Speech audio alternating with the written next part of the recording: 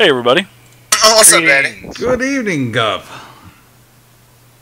Good evening, Gov, from Milwaukee, Wisconsin. That's right.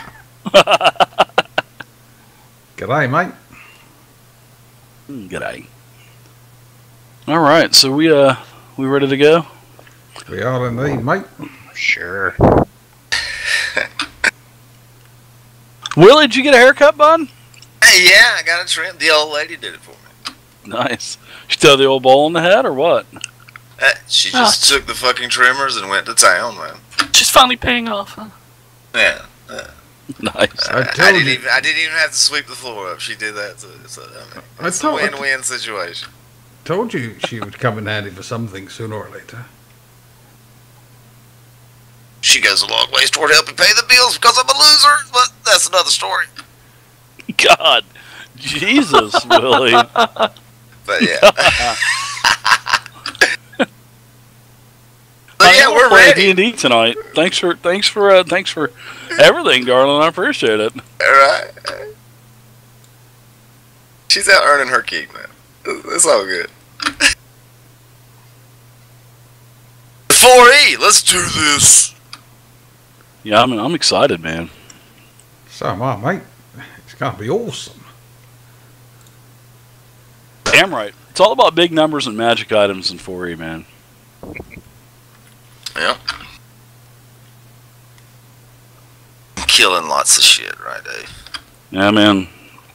All right. So does anybody remember where we left off last time? We were taking a rest at the inn. I don't know how much has changed, but it was the magic springs, singing stones, exactly. Correct, yeah. With little holes in the walls, and yeah. We were resting, and we were going to attempt to go meet the archdruid, or the spiritual leader of the human side of the settlement. Yep, that would have been Benin Avron, I believe his name is. Benin Avron, okay. Yeah. Find my correct notepad here, and yeah, we're good. All right. So there's actually been some, as everybody wakes up the next morning, we're just going to get right into it. Is Check for Traps here? He was just here. I think he was having some microphone problems or something. He was breaking up really bad, so he's probably logging back in. Okay. All right. We'll go ahead and get started anyway. So the next morning. Sorry if you guys can hear me clicking around a cough drop, but I got to have these or I'm not going to be lasting very long DMing. So, all right, next morning, you guys awaken to quite a bit of activity outside. As everybody's everybody's starting to don their armor and shine your sword, oil your sword up, oil your nice leathery armor, all that good stuff. You start to hear a lot of commotion outside. Definitely a lot of commotion coming out from, there are windows. Everybody has windows in their rooms. I was just doing my morning prayers, and I heard all this, and I'm peeking out the window, Dave. What's going on? Yeah, absolutely. Stick my head out the window and have a look. Sure, everybody busts the seals. You can hear the smiths. You can actually see Urton Pryde right across the street at his smithy. It looks like he's...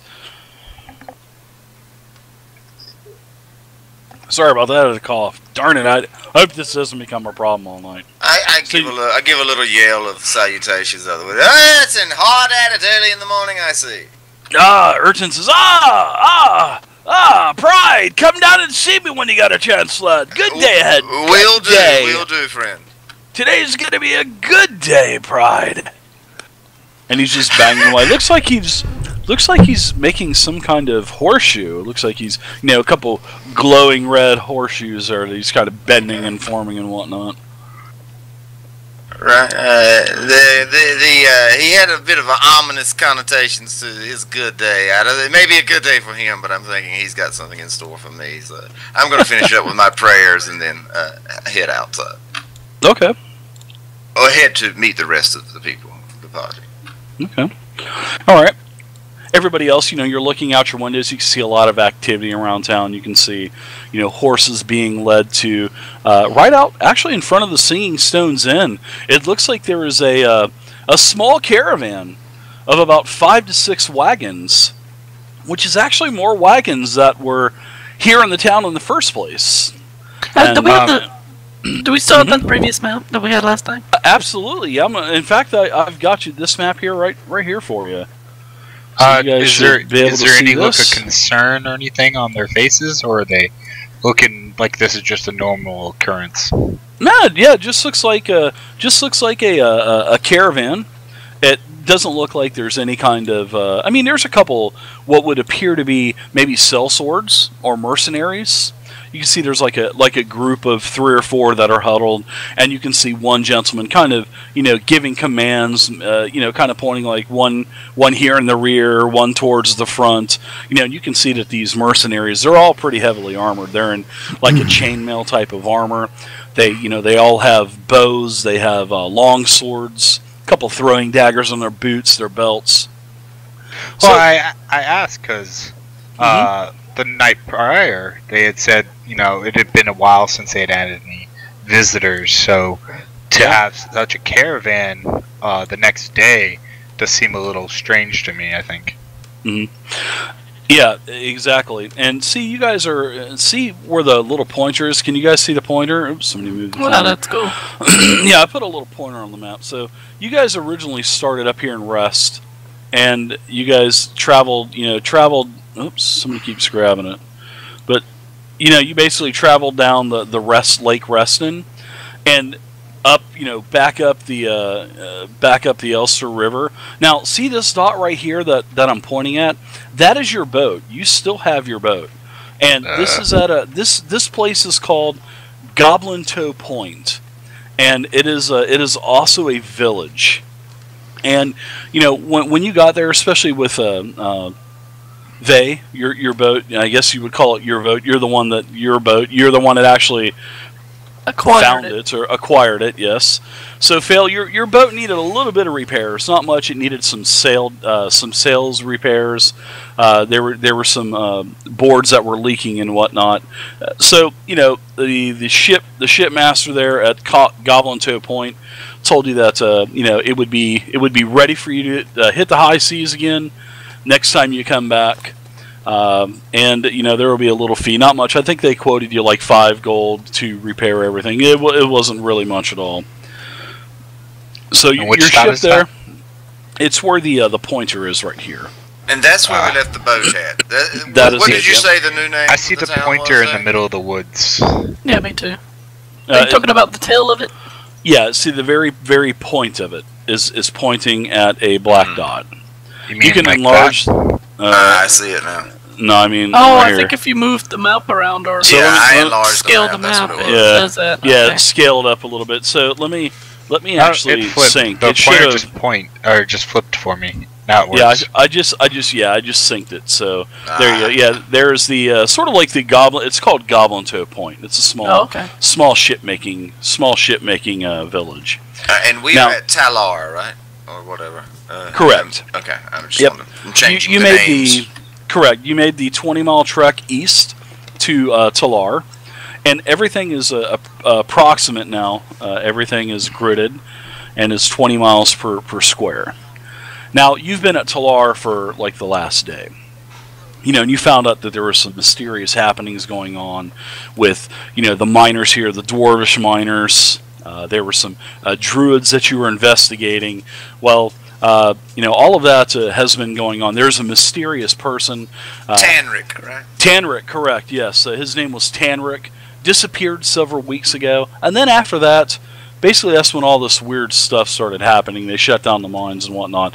And, of course, Urton's all up in arms because he's got no ore being processed and he's losing money. So that's why you've been summoned Pryde. So, and I love how you got the party to actually... follow you down here to Talar, which is a bit of a rocky start, but we're all on the same boat here. Yeah, it looks like it. Speaking. But you guys are in the place that you're in is called the Elster Vale, and it's a small, it's just a very small vale that's no more than 200 miles across from east to west, and this is sort of like in the middle of the Forgotten Realms. So you guys are in the land of Fyrmewoode somewhere, and we'll eventually expand out from this. But right now we are in the Elser Vale. So, to get back, and that was to kind of get you guys kind of caught up and refreshed of what happened. Now, all of this is going on around. There's some supplies being taken off of the wagon, some supplies being put on. There's some supplies being brought into the Singing Stones Inn. Everybody starts to, very nice, beautiful, really cool day, nice brisk breeze. As you move down into the actual Singing Stones Inn, you can hear that the wind brisking through is making all of the holes in the wall kind of give you like this, kind of doing a very nice haunted sort of singing. Yeah, exactly. And the owner, you guys know the owner is Mikkel Avron, and he basically tells everybody to have a good day. There was, because you guys were actually questioning him, and he says, "Oh yeah, a caravan came through early this morning. It looks like they're going to be heading east to Brindle. So it looks like a lot of things have really changed throughout tonight here, and we had a secret meeting. The Druids. He's part of the Druids, of course. All right. And with the Tranquil of Still, which is their religion, and they had a nice get together with the Dwarves last night, because they've always been segregated in Talar. The Dwarves have always stayed on their side of the railroad tracks per se, and the humans have always stayed on their side of the tracks. So they're pretty much knocking down that wall, and they're going to start working together. And this is something that has been compromised between both their leader, which was Crux's brother Lennon, that you had met. He's the one that actually owns I guess you could say the mining company itself. And so him and Lennon got together along with Benin. They all got together, hashed everything out, and they've reopened the mines. So you can hear that there's a lot of picks being hit against stone. You can hear that off in the distance. So it seems like things are looking really good here now in Talar. Now, as for this strange Tanric character or fellow, they still haven't heard anything about him. And, he had traveled supposedly east, because when he left Talar, he left east. Now, as for everybody getting together, you guys have a really great breakfast. I don't know what you guys are going to do for the day, but everybody's kind of downstairs in the lobby area, sitting down, drinking, having some fruits, some trail rations, preparing for the day. Yeah, how fortunate indeed that a caravan came through. Remember, the Dwarf yesterday was just talking about how he was worried about how he's going to get his ore back to market. Yeah, it seems like a lot of the troubles have been smoothed over while we slept this past evening. Indeed. That's not good. It's not good. It was a very busy night. We were negotiating. Basically, it's been sleepless for all of us, both the humans and the dwarves. Dave, would we have picked up the name of this leader from the owner of the inn when we interrogated him originally? Because I noticed they have the same last name. Mikkel Avron. You have some sort of relation to the spiritual leader here in the town? Yes, the leader of the Druids is named Benin, and that's his brother. Ah. And in Urton, he is, of course, he's the most renowned metal worker in town. Right. And his brother is the leader of the dwarves. So both pairs of brothers have gotten together, over this long night that just happened, and basically hashed everything out. Urton's family has a long history with these mines, and so I suppose this has been passed down in Urton's family since 60 years. Yes, just as the ogres tried to take Talar some 60 years ago, that we'll be celebrating later on this year. Yes, correct. The dwarves have been here for 60 years. Mr. Avron, how long has your family been established in this region? My family have been here for about 150 years now. Ah, okay. So your family was here when the whole original thing started off. Yes, that's fascinating. We were here to a point, and then we had left, and then. Because they did not want a lot of growth here. They just wanted this to be a mining village. So my family had left, and then they heard of the dwarves coming in. My family moved back after the attack of the ogres, and then we basically tried to get with the council members here at that time in Talar to try to set up some type of inn. And then, therefore, that's how the Singing Stones Inn came about 40 years ago, was when they actually agreed to open up Talar a little bit more and welcome caravans passing through, going from, the lake to Brindle, the capital, and whatnot. So, it was a good thing for them, and it was a good thing for my family as well. Is it too much to hope that perhaps our presence and our words with both you and the dwarves led to perhaps this meeting occurring? I would hope it would. I would hope it would, because as we were talking about things last night, it seems like we really didn't have any evidence on what was going on with the mines, and it just seems like the humans were blaming the dwarves, and in return the dwarves were blaming us for everything. So, as we cut the childhood games out, we're all adults here, we've pretty much smoothed everything over, and now hopefully Talar will now prosper because of this. This is very good to hear. Yeah. It is. And and it's unfortunate for you, because I'm sure you guys were probably were you brought here by Urton? You were hired by Urton? Well, Urton sent out some feelers and in had a us way. come and wanted us to assist him in this whole business, but it seems like everything's pretty much got a lid on it now. Anybody find out anything about what was happening to those stones of yours? No. We basically just dropped everything. We quit the blaming. We don't know if it was, that strange type of, that scholar that was in town several weeks back. And that Mr. Tanner, we don't know. Yes. Yeah, we don't know if it was that Mr. Tanner gentleman.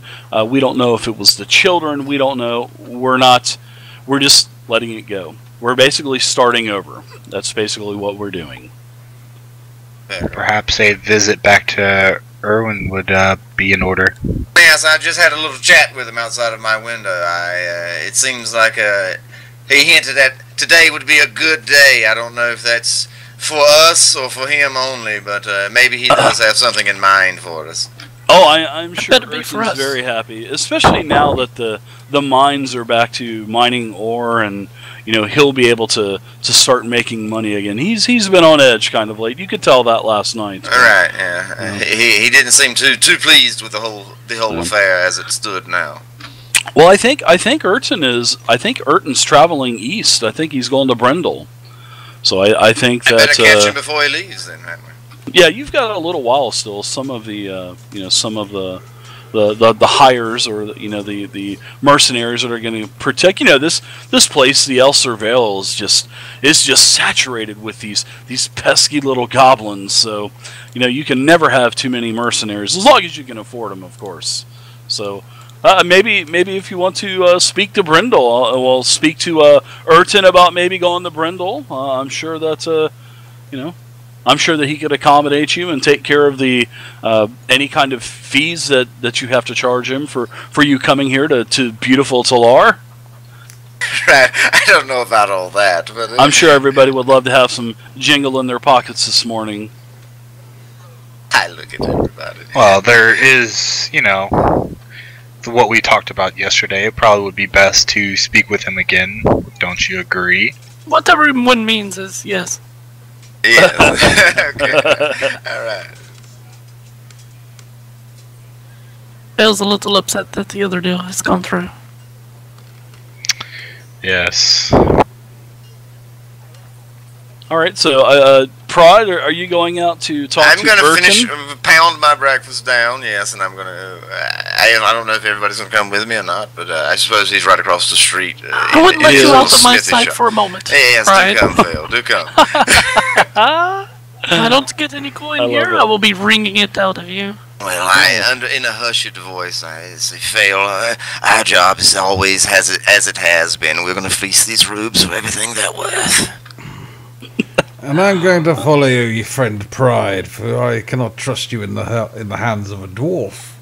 Very well, my good friend Vayne. Please do follow me. Yes. You never know what a dwarf may get up to.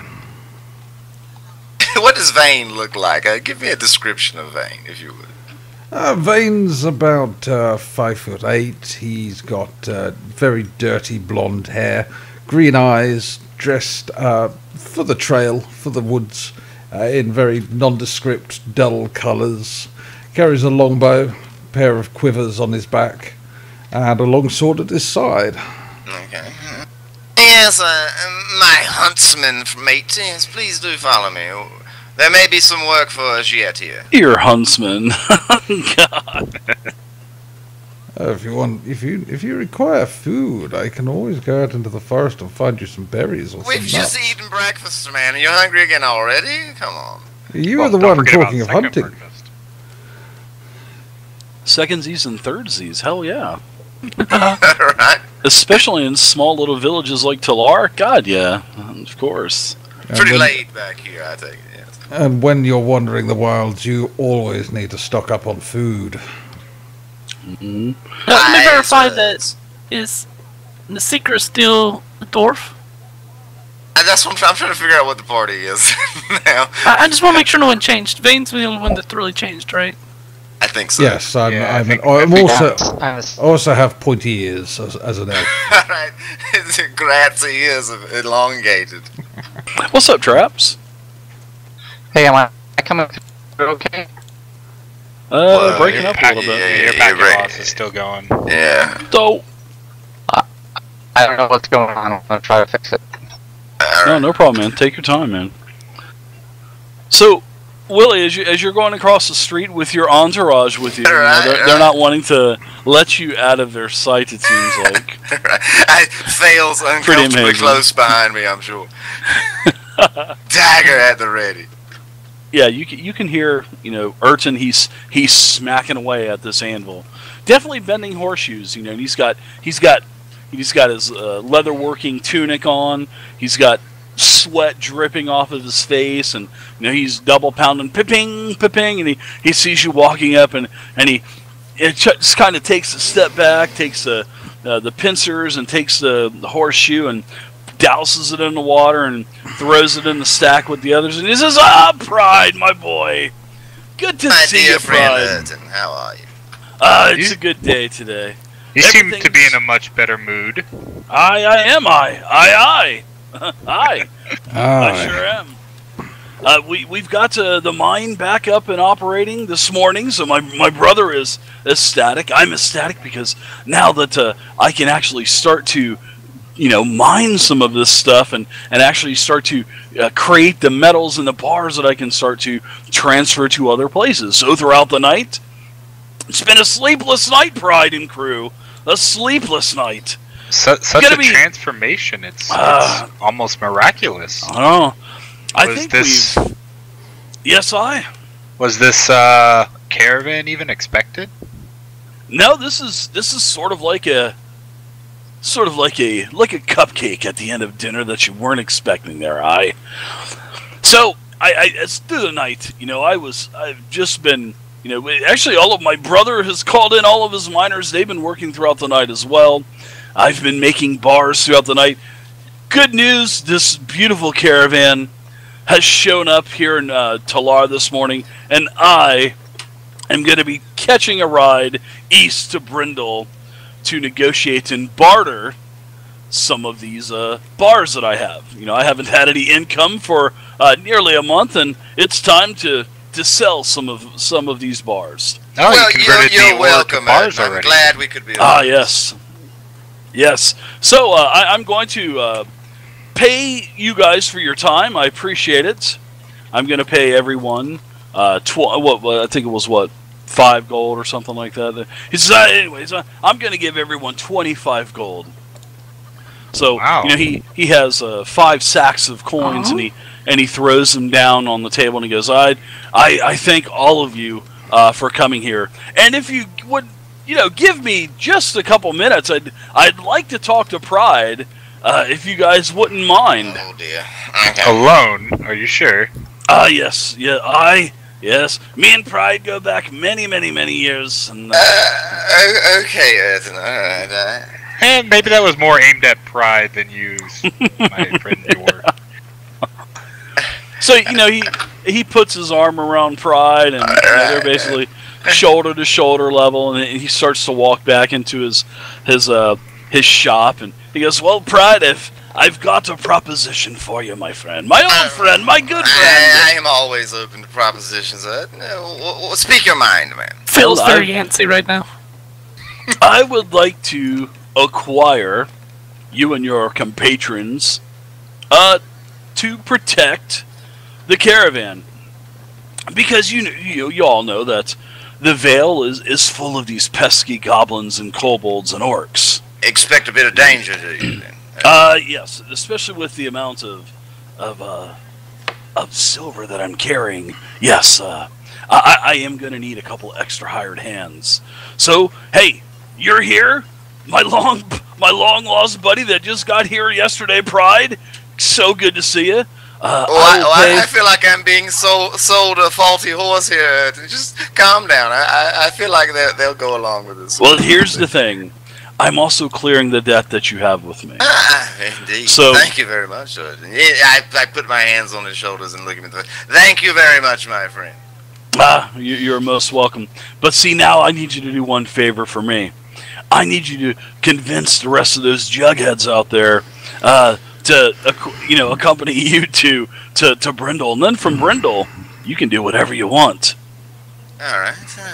I'll see and what of course, I can do. I mean jugheads in the most respectful way. Yes. They're a bit daft in the head. They don't have the brains that you and I possess, of course. But yes, they're always good in a fight. Yes, which is what we need them for. That's what I usually call the mercs of your type. So you owe me no more money. We are totally squared. I've paid for the rest of your room at the Singing Stones Inn. You don't have to worry about that anymore. Just make the 25-mile trip to me east east to Brindle. And, that's really all I need from you. And then from there, you can probably catch a boat or a raft back to wherever you're going. I have no clue, nor do I care. I just when do you intend to leave? As soon as I'm done here getting these horseshoes on the horse. So. All right, well, I'll go broach the subject to my comrades and get our things from the inn, and we'll rejoin you later. They didn't seem too happy the first time you got them. I guess you had to coerce them to come here to beautiful Talar, did you? I just made it seem sweeter for them. This whole bandit lord business that they were going on and on. As a matter of fact, why don't we just tell them that the bandit lord has taken up camp at this place we're heading to, and we'll finally go there to put the nail in his coffin, so to speak. He just he goes into a full-blown laughing, and all of you outside, you can hear Urton cackle quite loudly from outside. He says, "You tell them whatever you want." Stop pacing for a moment to listen. Yeah, just remember, Pryde, I've just got so much. I've got a lot of silver here and a couple other things, and I'm trying to get to Brindle, and from there, you're free to go wherever you want, and I appreciate all your help. One last thing, you tell all your friends. I'll also pay them another 25 gold for the travel to Brindle. Okay, indeed, I will do that. Thank you, Ed. I will go broach the subject to them immediately. Well, I think we should be probably leaving within the next hour or so. All right. I'm going to get these jugheads, so to speak, to get these, not to your friends, of course, the other jugheads. Yes, the stable masters. Yes, I'm going to get these horseshoes on, and we should be ready to go probably within the next hour or so. Okay. Before I walk out, I kind of bite my lip. I'm trying to manufacture some tears here, Dave. I walk out with my hand on my forehead, a tear running down my cheek. Oh, good Lord. I kind of fall into Vayne's arms, bracing myself against him, almost collapsing.